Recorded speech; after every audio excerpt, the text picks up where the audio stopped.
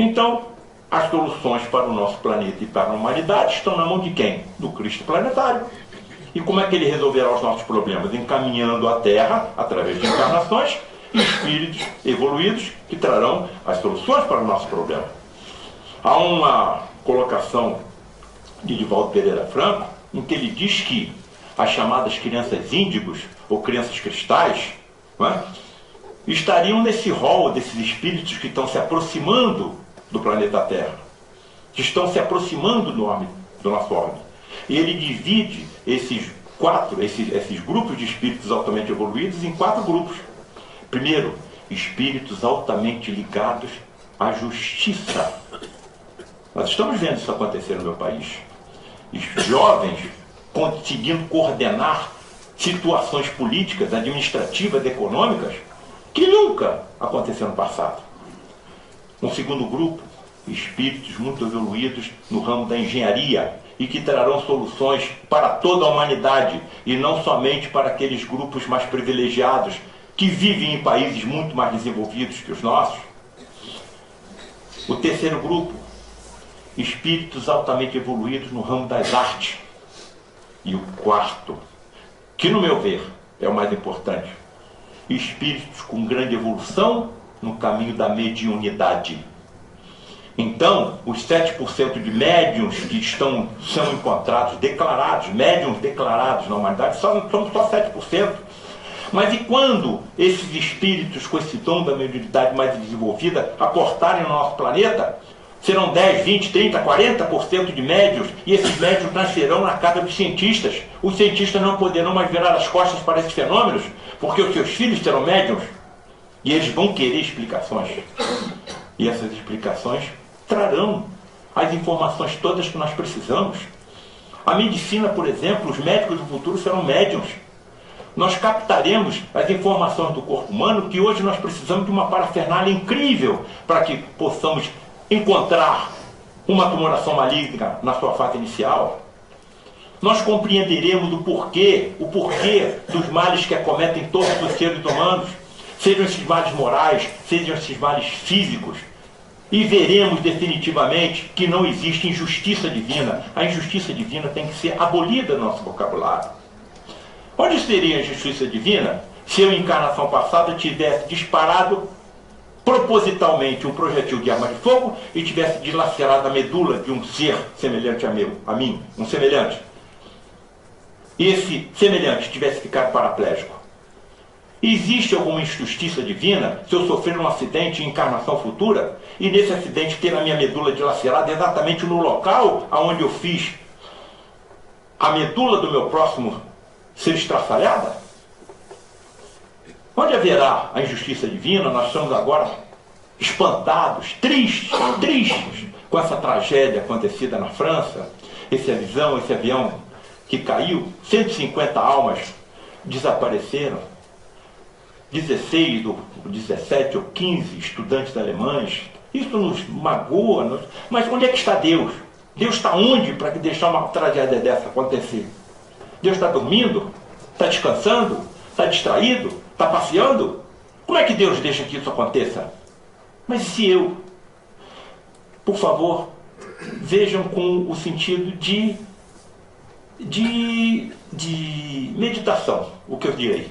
Isso está em obras minhas, existentes no meu país. Isso foi captado por André Luiz, diante de uma tragédia semelhante ocorrida décadas atrás.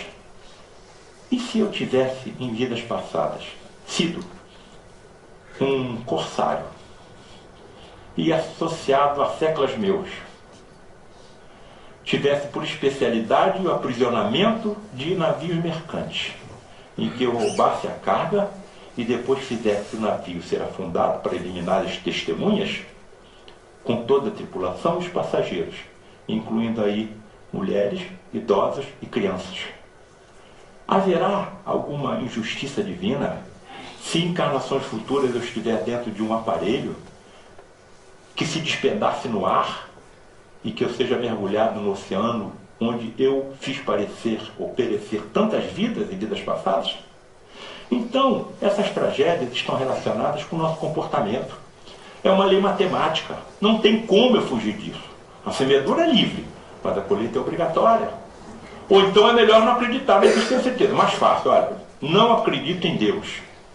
Isso é uma fatalidade, foi uma peça que, foi alguém que se distraiu, ou se eu contrair, se uma criança nasce com um tumor maligno, como eu mostrei no sábado, isso é uma fatalidade, foi uma mutação ocasional, obra do acaso, e acabou o problema.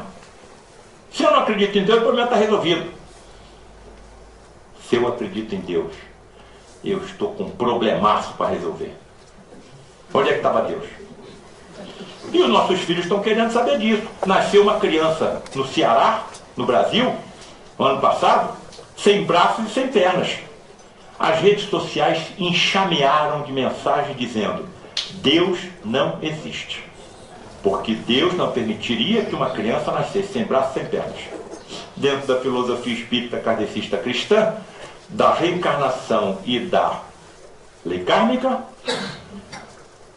o que poderia acontecer comigo se eu fosse um terrorista e enchesse a minha roupa de bombas, explodisse uma torre, ou um avião, ou uma fábrica, ou uma escola, levando comigo centenas de vidas que nem me conhecem, estraçalhando a roupa física que me foi entregue pelo Pai Celestial, para que eu cumprisse alguma missão.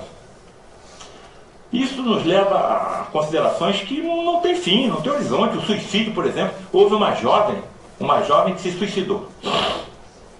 E foi captada uma mensagem dela através de uma incorporação mediúnica e foi indagada a ela: filha, irmã, o que mais faz sofrer no suicida? É o sentimento da penetração do projetil de arma de fogo dilacerando seu cérebro? São as queimaduras que o espírito não deixa de sentir enquanto não esgote o seu ou a sua energia vital que ele trouxe para essa encarnação? É a corda apertando seu pescoço, aquele que se suicida pelo enforcamento? Aquele que sente seu corpo dilacerado por ter se atirado de um precipício? Resposta da menina: tudo isso representa sofrimento inenarrável em linguagem humana.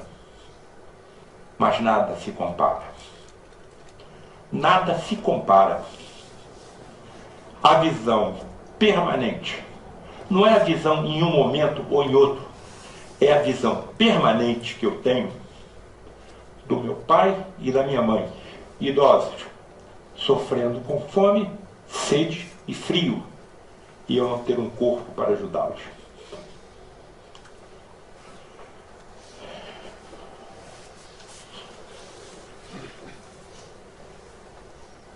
Muito bem.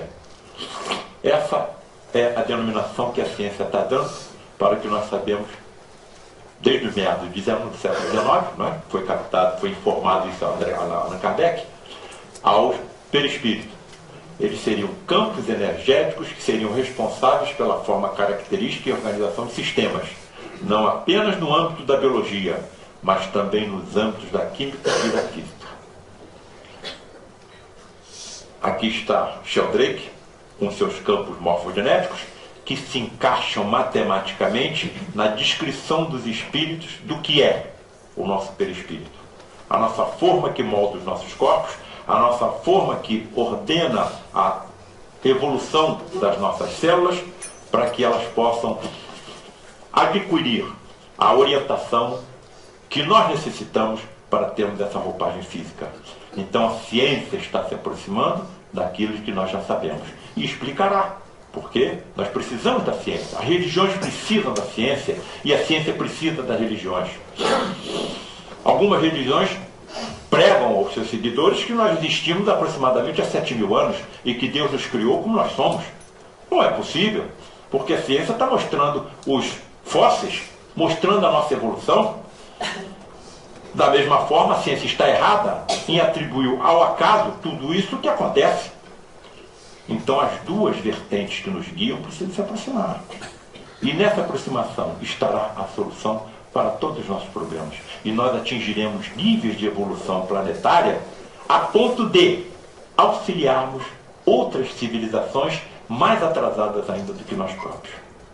Esse é o nosso destino. Trabalho, evolução, aprendizado, estudo, ajuda. É para isso que Deus nos criou. aqui é o nosso grupo, e eu chamo a atenção. Em que girava o nosso grupo? A ponto de conseguir uma harmonização tamanha, em que se concentraram em um único grupo 6, 7 ou 8 dos mais raros médiums que existem. São chamados médiums de efeitos físicos. Indivíduos que, quando entram em transe, começam a expelir pelos orifícios naturais do corpo um fluido energético batizado por um cientista chamado Charles Richer, francês, prêmio Nobel de Medicina e Fisiologia, como ectoplasma. Em torno de quem que girou a organização desse grupo? Em torno de um homem chamado Luiz da Rocha Lima. É a ele que nós devemos o que nós presenciamos no nosso grupo. Completamente ligado a uma entidade espiritual de altíssimo nível, de altíssima evolução, chamado Frei Luís. Todos nós, ali está meu pai, lá em cima, ali está meu pai, médium de efeitos físicos também, todos nós somos oriundos de um movimento chamado Inquisição. Os senhores estão olhando para um ex-inquisidor que utiliza hoje o ferro e o aço para aliviar e para curar, porque utilizava no passado o ferro e o aço para torturar e matar. Então, esse indivíduo, em vidas passadas, foi um papa. Isso está descrito no nosso livro Espíritos Decaídos e Materializados, ligado também à Inquisição. Sofreu uma explosão de produtos químicos, ficou quase um ano internado e completamente enfaixado no hospital. Todos os presidentes do grupo Frei Luís passaram por sofrimentos. Todo presidente de grupos iguais ao nosso passam por algum sofrimento, passam por alguma incompreensão. A responsabilidade desses homens é muito grande. Temos que te ajudá-los. Assim como eles são dotados de compreensão para nos compreender. Então nós precisamos dessa ajuda mútua. Porque um conjunto de um grupo como esse não vai poder progredir, cumprir a sua missão somente com os dirigentes. Como seria possível o Orlando sozinho organizar o que ele organizou no sábado? Evidente que ele está assessorado por espíritos que não por acaso estão ao seu lado. E ele estará preparando essas gerações futuras para que o grupo Batuíra não esteja somente por talvez 100 e poucas pessoas aqui. O nosso grupo de Frei Luís recebe por reunião 4, 5 mil pessoas. Isso fatalmente vai acontecer se nós estivermos médios, videntes aqui, como é meu pai. Se meu pai estivesse aqui, ele não estaria dentro dessas paredes. A multidão de espíritos que aqui estão sendo trazidos por outros espíritos mais evoluídos, para que ouçam o que está sendo dito por mim, ou inspirado por outras entidades através de mim, é muito maior do que a plateia que aqui está. E por que eles estão trazidos? Porque eles não conseguem ouvir o que os espíritos mais evoluídos que ele dizem. Como nós não podemos ouvir o que os espíritos estão nos dizendo aqui, mas quando são trazidos a reuniões sérias, em casas sérias como essa, eles ouvem os espíritos encarnados como nós a falar. E adquirem, uma das perguntas que você me fez na minha reunião, a reunião de materializações serve para alguma forma de doutrinação desses espíritos decaídos? Sim. Sabe como? Nós temos grandes inimigos do passado. É dado, como Frei Luís permite, que eles nos acompanhem participando de reuniões de materializações para que vejam se o nosso comportamento realmente se modificou para melhor. E muitas vezes nessas reuniões, nas figuras dos enfermos, das crianças doentes, dos necessitados de todas as espécies, são trazidos ex-entes queridos deles. Eles os reconhecem e veem os seus entes queridos sendo ajudados, sendo atendidos por um grupo aonde está participante, alguém que ele considera inimigo. Como é que eu vou continuar odiando alguém que está ajudando um ente querido meu? Foi o que aconteceu. Nós temos no nosso grupo crianças, mais de 200 lá, acompanhadas de idosos, que foram nazistas e judeus em vidas passadas. Judeus vingadores, buscando vingança, e nazistas que não conseguem se afastar do ódio. Reencarnados como órfãos na mesma instituição. E um desses nazistas, ou desses judeus vingadores, que continuavam buscando a desforra e a vindita, perseguia membros do nosso grupo, porque tinha sido torturado por ele em vidas passadas, nos campos de concentração. O Rocha Lima tentou tudo para poder modificar o comportamento mental dele. Não, vou destruir esse grupo, era o que ele dizia, encarnado nos médios que eram utilizados no choque da matéria para a doutrinação desse espírito. E o Rocha Lima, então, usou a carta da manga, o golpe de misericórdia. Até hoje eu não sei como ele conseguiu fazer isso. Mandou que fosse trazido um dos meninos que estavam internados no nosso grupo, no nosso orfanato. E aquela entidade, aquele judeu vingador, quando viu o menino penetrar na sala, reconheceu como seu filho. Ou seja, ele estava guerreando, lutando contra uma instituição que estava cuidando do filho dele, órfão, nessa encarnação. Vejam a grandeza, a bondade de homens como esse, que é dada a responsabilidade da dirigência de um grupo sério. Então ele precisa ter compreensão, porque a responsabilidade dele é muito grande. Assim como há de ter, porque veio preparado para isso, compreensão com nossos comportamentos às vezes equivocados, às vezes mal interpretados. Isso acontece em todos os grupos. Aconteceu no Frei Luís, acontece no Frei Luís.